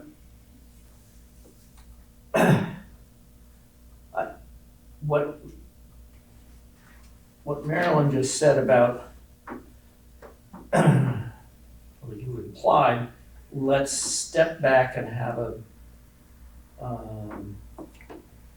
bigger picture. I'd like to see us review the different special requests. Some of them are rather get repeated each year. Like what have we been, who have we given that would be in this category of special requests? The 4th of July, the Tecumseh Land Trust. Whatever. And is look back at our past record and although they've backed off of this, the county commission at one point said, stop. we are gonna give $100,000 a year to the community foundation, Green County Community Foundation, and refer all requests to the foundation. I'm not saying we necessarily do that, but look at it as we do have a gross number from which specific requests can be drawn. I mean, we've had some one-off examples that we said no quietly without even a vote. I think it would be good to just review what's the longer term policy on requests that don't fit our specific mission.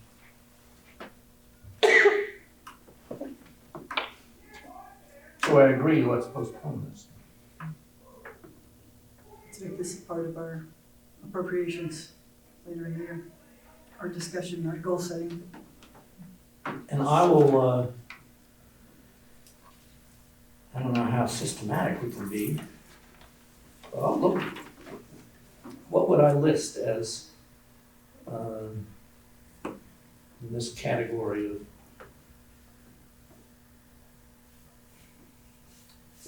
how would you label sort of open requests or Contributions. special? Seems pretty open-ended for contributions. I mean, that's pretty much everything we put out, contributions. Well, that's one of the things I'll work on. I still That's think it would be review of the important past. to know what the village contributes, if and when they get to the point of contributing, so we have some context.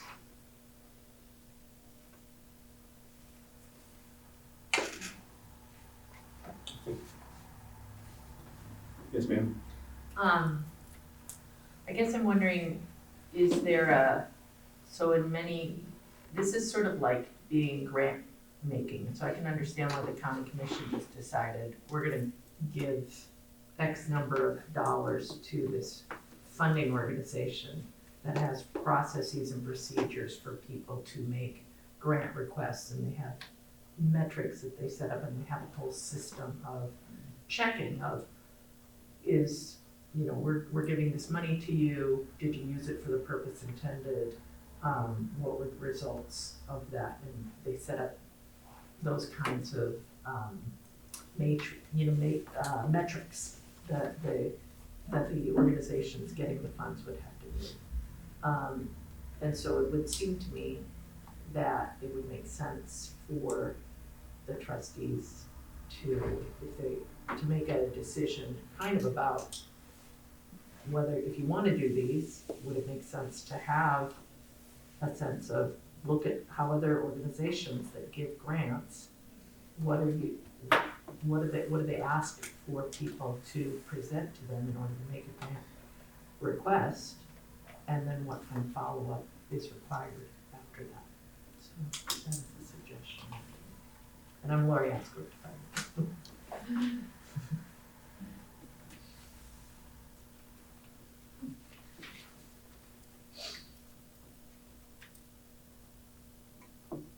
Anything else? No? Okay, we'll move to the next item on the agenda. Actually, the next couple items on the agendas are sort of intertwined, and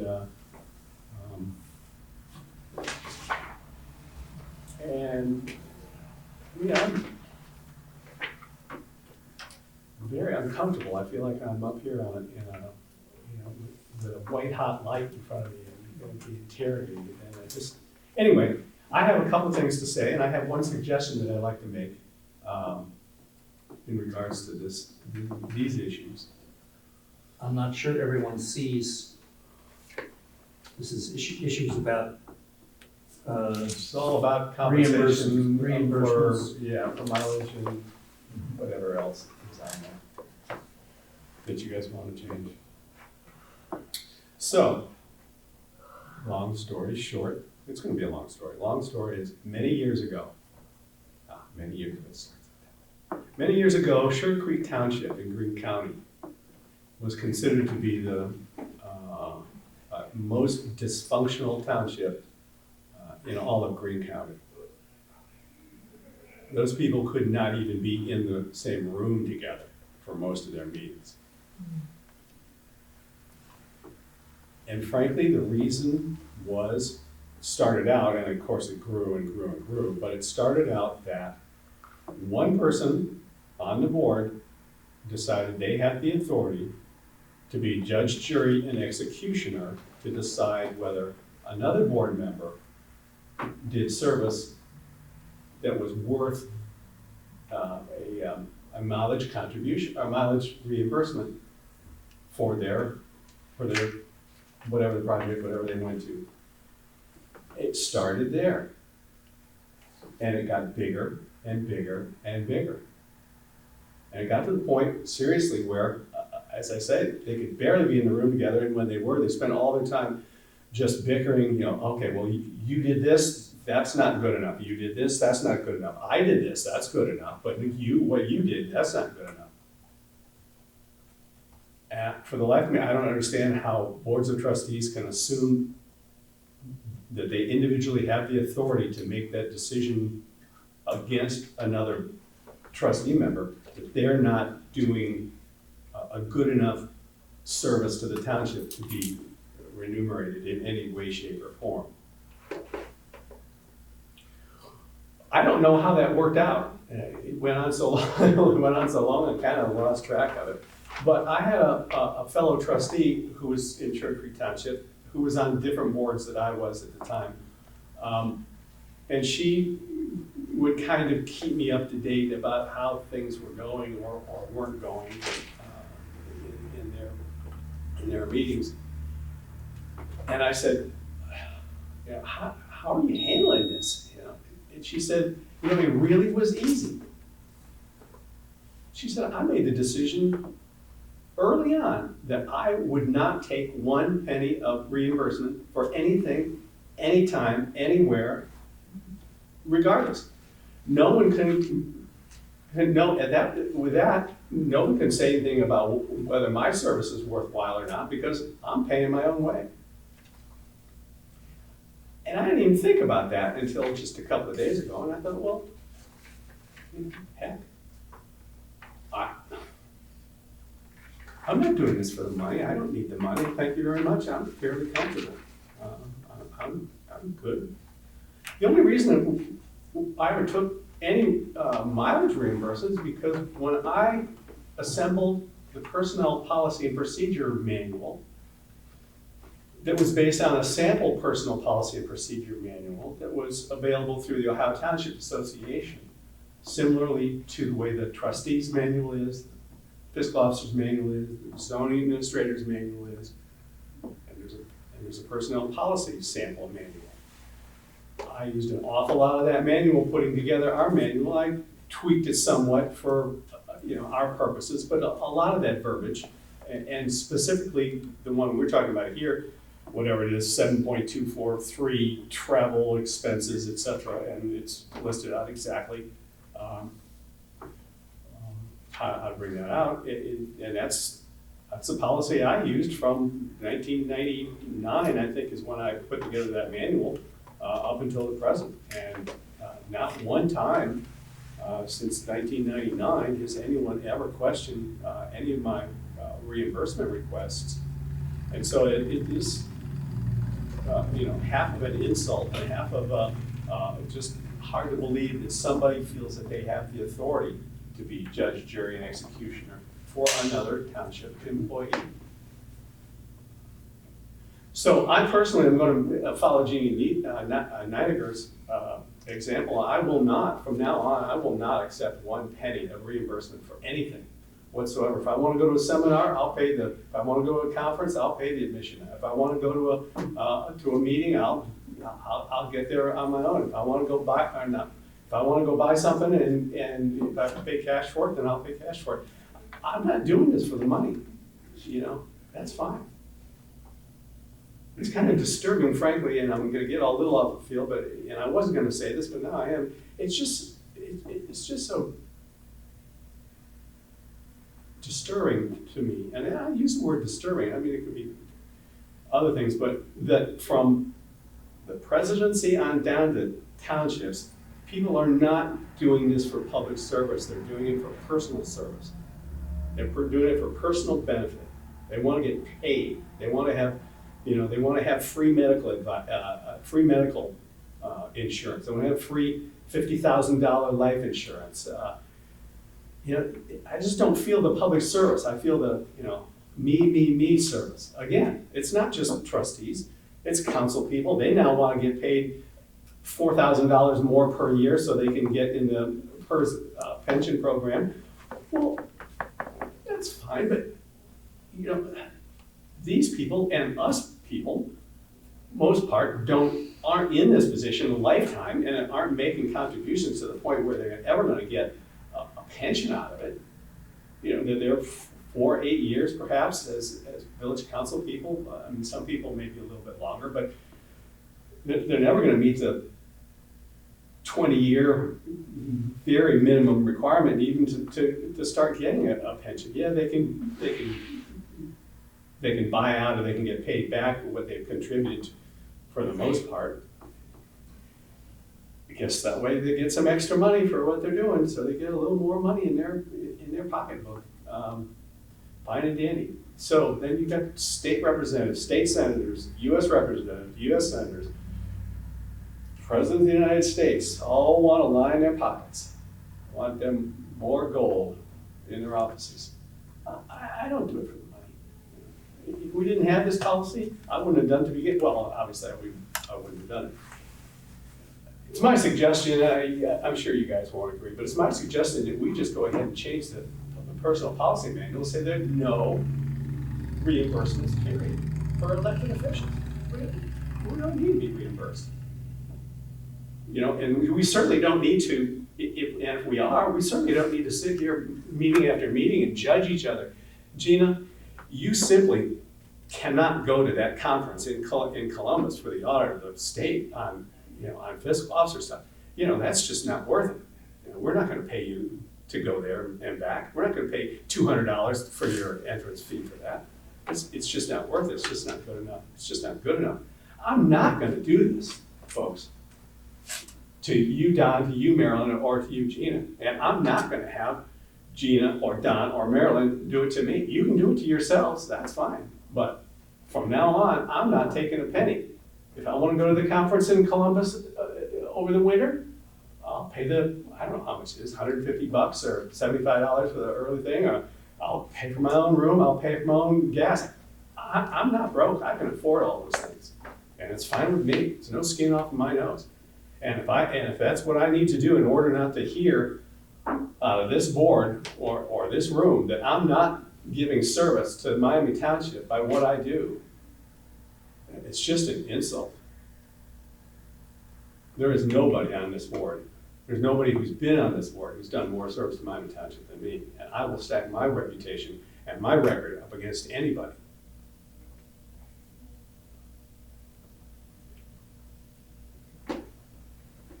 That's all I have to say. I never had any intention of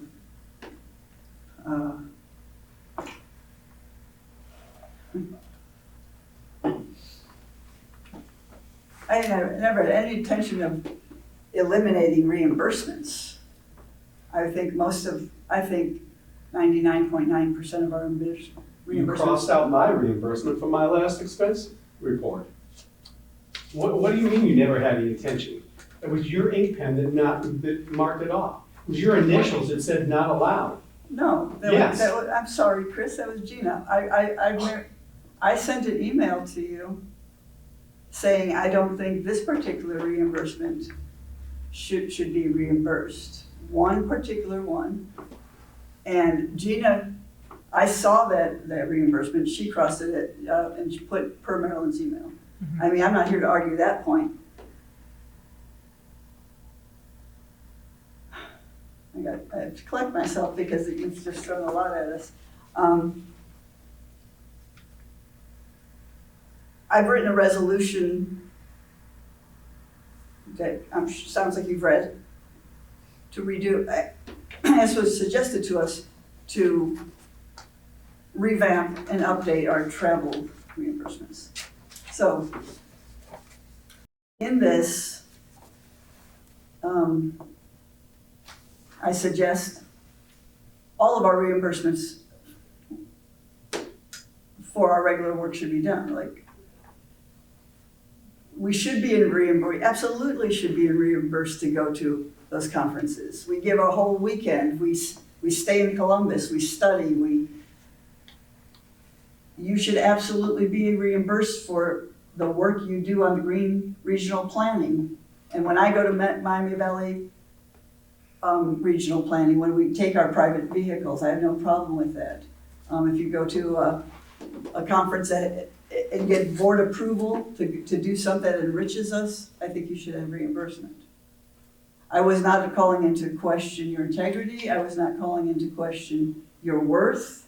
I was not calling into question your many years of service. But you said that the work that I was doing for the Ohio Cemetery Dispute Resolution Commission was not worthy of reimbursement because it was not in service of Miami Township. You made that judgment. No, sir, I didn't. What I said, sir, was that, well, first of all, I think it's great that you're on the commission and that you're doing service to the state of Ohio. No, I'm doing service to this board of trustees. That's where we disagree. And that's the only thing we disagree on. I don't, How many disputes have I you don't resolved disagree with- on your worth for this How many township. disputes I have don't you disagree resolved with what your contributions, with great what you orders? do. I'm saying that the work of that board is specific to the state of Ohio and not having to do with Miami Township. The work of that board gives me tremendous amount of knowledge about how to deal with conflict resolution on a local level. All of those hearings that are on my desk, all of those hearings, those stacks of hearings, all are between individual people and cemeteries for the most part. And what they're complaining about are things that I need to know about for our cemetery so we can avoid having complaints like that in the future. I'm sure that. And on and on and on about, someone has buried their mother in the wrong grave. How did they resolve that dispute? What was the best outcome from that? I learned all of those things. All of those things are applicable to the work that I do because I do the work of a cemetery in Miami Township. I'm not sure how many graves you've sold, Marilyn, or how many graves you sold, Don, or how many times you've had to go out and talk with people, about how their brother or their sister are now buried here when they should have been buried over here. I've done that. I've had to deal with those things. I'm learning from the commission how to do those things better. I'm not doing that for fun, and I'm not doing it for $55 or whatever is worth of gasoline. That was simply because it's in the personnel policies and procedures manual that in service to Miami Township, outside of incorporated areas, we were entitled to a reimbursement. No, entitled or not, I'm not taking it anymore because I don't want to sit here and be judged. Chris, no one is judging. You are judging me for my Would service. you stop interrupting me, please? Oh, quit saying things that aren't true. You are judging me. Chris. You're saying I'm not worthy of the reimbursement. The No, work that I'm doing. I'm saying that of all of our reimbursements, there is one that is not in service, that I don't believe is in service to the township. That's your judgment. And, are you authorized to make that judgment? no, but the woman, Somebody took it the off my expenses. attorney, I didn't turn off your expenses. Somebody did. Would you stop interrupting me, please? Gina, didn't you just say it was per Marilyn's email that you removed that expense? Yes. Thank you. Okay, per Marilyn's email. But that's not a judgment. it's not a judgment. Okay. Okay.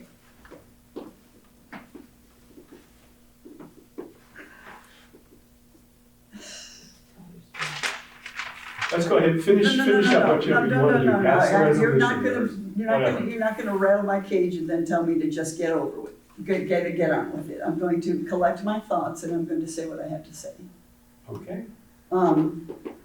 Our attorney spoke by phone with an attorney at the Commerce Department. And it was her perspective that the reimbursement for the commission member travel expenses is specifically codified. The state of Ohio, you're serving the state of Ohio on that board. The state of Ohio people are bringing conflicts to them, and you're part of the board that mediates, and you're performing a service for the state of Ohio. Okay? You're not performing that service for us, and they provide it, where does it say? The ORC says commission members do not get paid to be on this commission, and by the way, I commend you for serving the state of Ohio. They do not get paid for this commission, but they will get reimbursed for their travel. And so there is a system set up for the state of Ohio to reimburse you for the service you're doing for them. I wasn't questioning your integrity, I was simply saying, you're not doing the job for us, you're doing the job for them. You ran and built our cemeteries for 10 years before you even considered being on that board. And I have no doubt that that board enlightens what you do here. And you see when something happened, I'm sure it enlightens what you do for us, but you're not doing that for us. And it wasn't saying your work is worthless, it's not worthwhile. It's saying you're not doing it for us, you're doing it for them. And I question why, when you first got on the board, you did get reimbursed for them, and then shortly thereafter you started to get reimbursed for us. I don't know why you did that. I'm sure you have a reason. I'm just that it was meant to be a small thing. I didn't mean this to blow up. It was just like, okay, reimbursement. Oh, wait a minute, that's not ours. And our attorney has let me know that I shouldn't have done it by email. I should have brought it to this board. I took it by email, I wanted to do it on the table, like, yeah, I didn't want to embarrass anybody, I didn't want to say it publicly, but I don't think we should be paying for that one. And quite frankly, you went ballistic. And you sent me threatening emails in which you were going to turn me into the attorney general or higher. And you even insisted in your email that I call up the attorney general and call up the governor ASAP, or you're going to file a complaint with the state with me. And all I was doing was simply questioning a reimbursement. And this is blown way out of proportion in my mind. I think you just can't stand it when I have an opinion.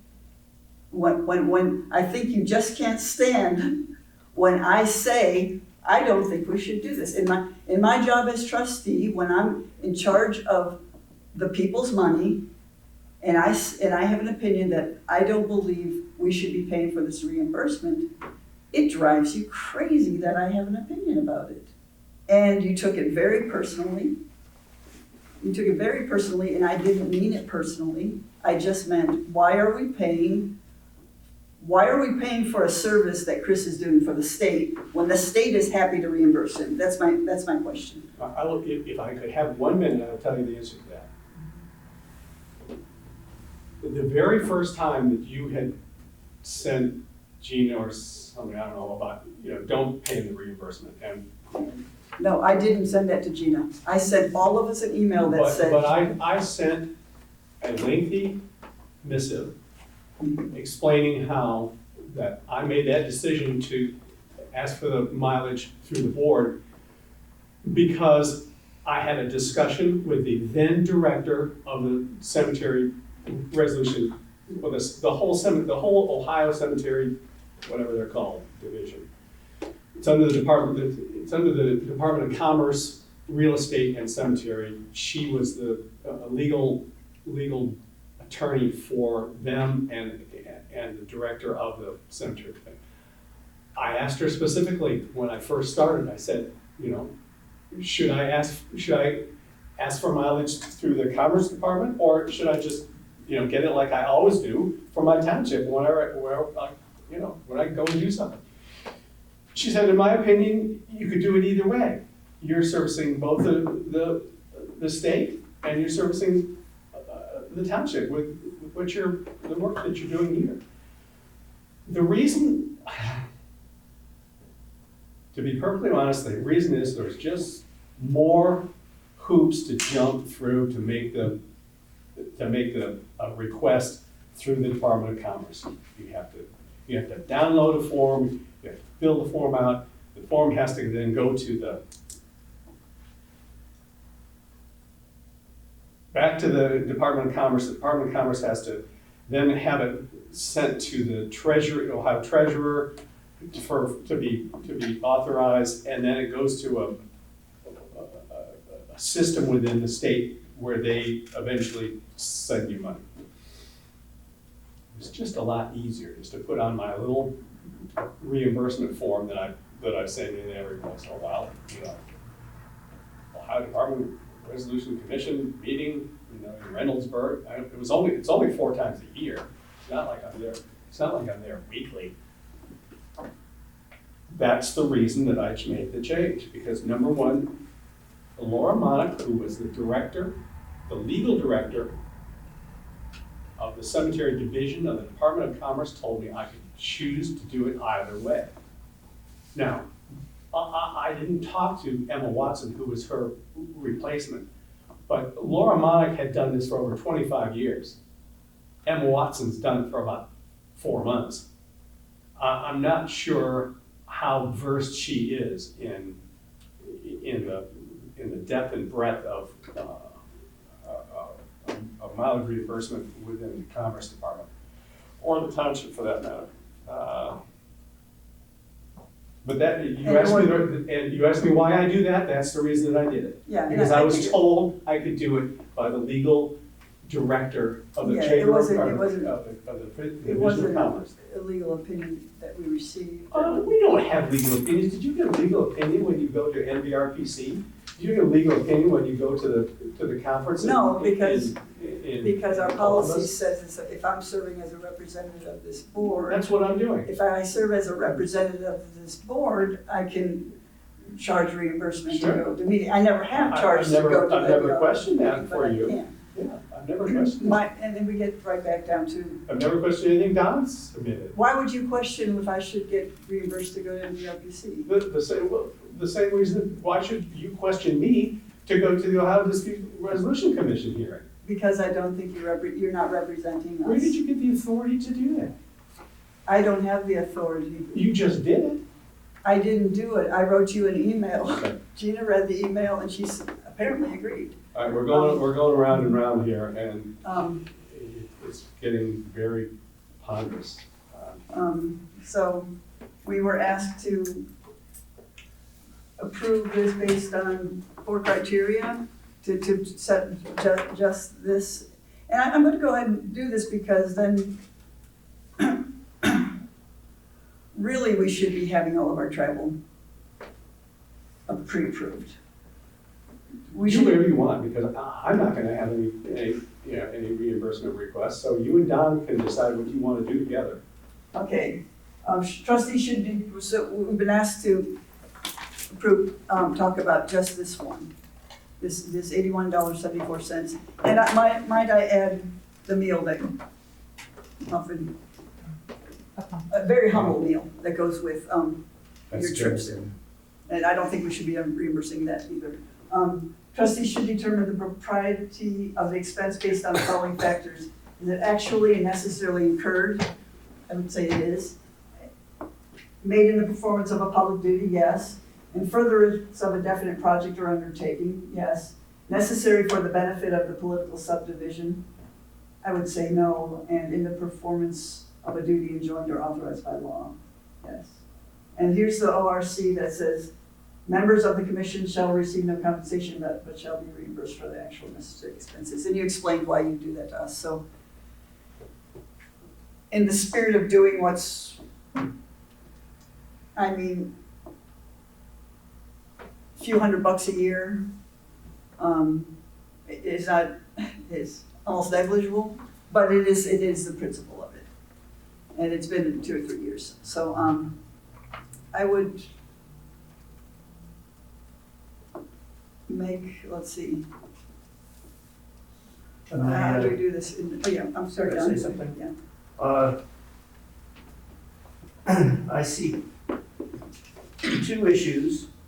One is, as a result of this, reviewing our policies and changing, or considering a change. And the other is this specific reimbursement request. Well, what's on the table now is this specific one. Okay. Well, I think it's good as a result of whatever we do about the specific one to review our overall policy and procedure, which you presented, and it will be brought up for a vote at our next meeting. Well, I provided a copy for you to look at for next meeting, yeah.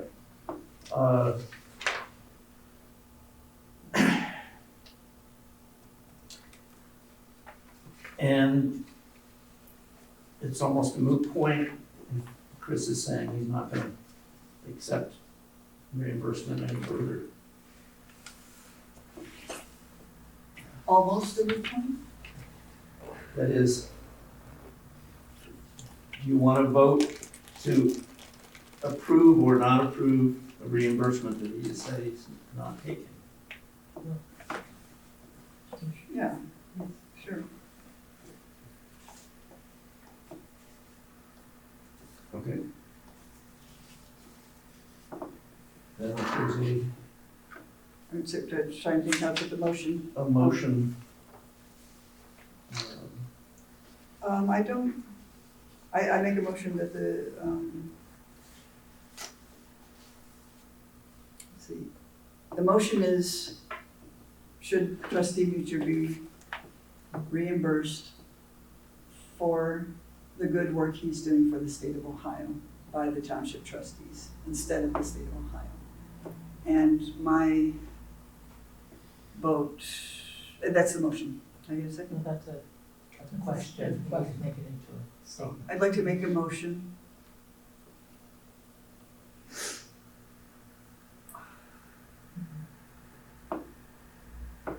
that he not be reimbursed for this particular thing, for this particular very valuable service that he does for the state.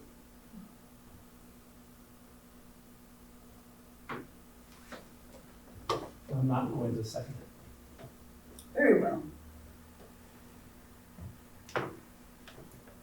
So, the next thing is, Public comment? I don't know, I'm not the chair.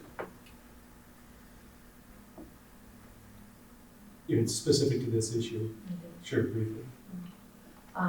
It's very common for organizations to require everybody to follow the same principles for things like travel reimbursements and to document it carefully. And so I, as a professor, always had to document. I never took any compensation for any travel. It didn't even occur to me when I was on the Springs Village Council, so I cannot speak to that.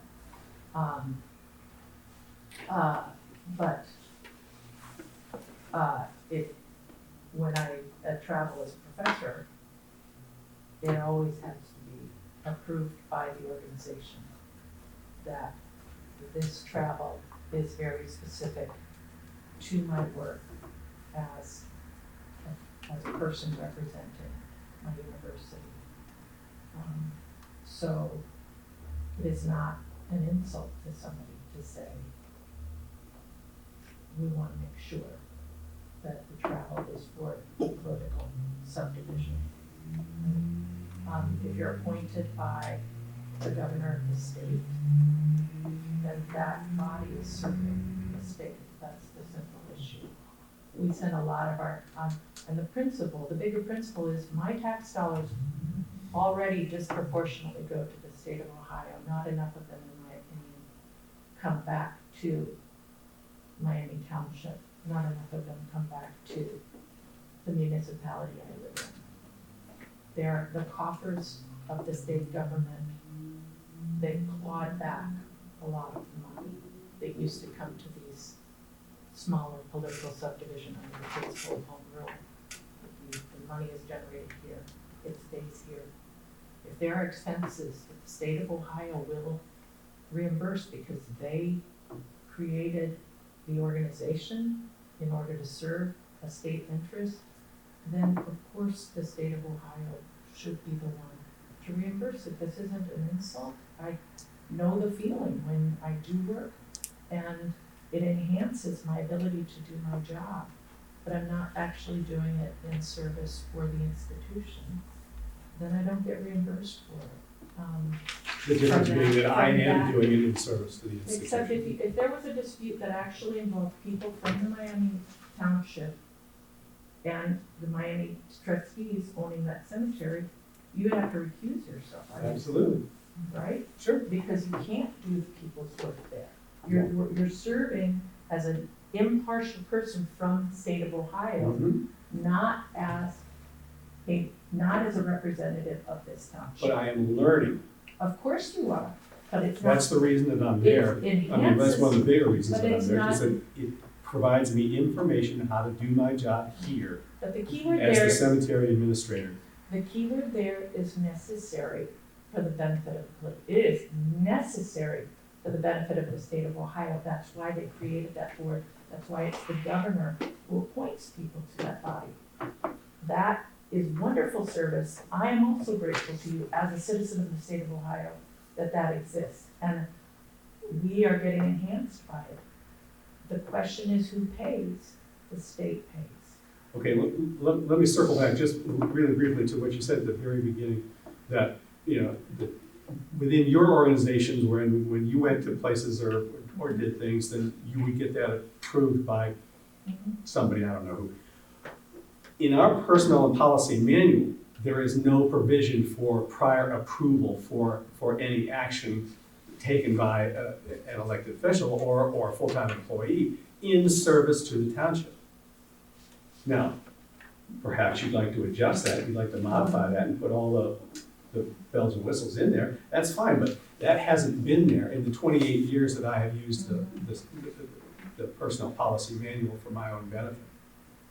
I mean, there's always So been a I can't be policy of- judged for something that I This isn't didn't about- do because This isn't about it Travel wasn't expenses it wasn't must be required. authorized in advance by the Board of Trustees. That's our current policy. We just don't do it. It's in our policy, we just don't follow our policy. I support That's true. amending our policy at our next meeting. I like the draft that you have here, You gotta read it carefully. and I'll go over it carefully. You know, in defense, David Hayes and I went over this word for word, and it was not prior authorized, but it was authorized, like today, when we authorized payment of accounts, the general fund had $7,715, that perhaps held a payment for an expense of a board member, and if there was any question about that, that would have been brought up prior to the payment. It doesn't say, we're not doing it before the services. I know what you're saying, and I realize that that's how it reads, but David and I said it's kind of the same thing, either you do it before or we have the opportunity when we approve payment of accounts to question a request for a payment. That's all I wanted to say about that. Can I say something first? Marilyn, I appreciate you being physically fiscally responsible in questioning everything that we pay for. And in this event, it wasn't responsible to make the township pay for something that easily could have been paid for by another entity, which should have been paid for by another entity. And expecting us to pay for it was completely irresponsible. And my question to you, Mr. Beecher, is That's not how it was. well, it is how it was because No, it's not. if you in fact had that paid initially by them and then decided that it was too inconvenient for you to go through the hoops that was necessary to get paid for them by them and instead decided to have us pay for it when it was not our responsibility to do it, The legal that's counsel. not caring for our money. Legal counsel, Department of Commerce. Doesn't said matter this- what legal counsel says. Oh, It does it matters. matter? No, it matters Okay. it matters what's right and what's wrong. All right, thank you. Right, but I have a question for you. I appreciate the fact that you're not going to do that. You're not going to request any type of reimbursement moving forward, because you're not in it for the money. So does that mean that you're also gonna waive your health insurance and your pension as well, since you're not in it for the money? That's not an appropriate question for this. If there's You just nothing made else- a statement if there's that nothing you were else before the waiving, board, that you were waiving No, any of your we're compensation. done. You were waiving We that, are so is done. that, is that true? we are done. There's nothing else before the board. I would like one more comment on this. I absolutely think you should be reimbursed for the work that you do for the township. I'd be disappointed if we didn't pay for your conference next year and your travel to and from, or for your travel to regional planning, for the chairing that, being the president of that board, for our work on the NVRPC, for our work that we do as a representative of this board, so. But apparently, if I want to do those things, I'm going to be judged by it, by not my Chris, peers. it was one reimbursement. There is a difference between judging somebody and just holding people accountable. Absolutely. For the way they're using public funds. Absolutely. I'm going to entertain a motion to adjourn. I so move. We are adjourned by acclamation. Thank you all for coming.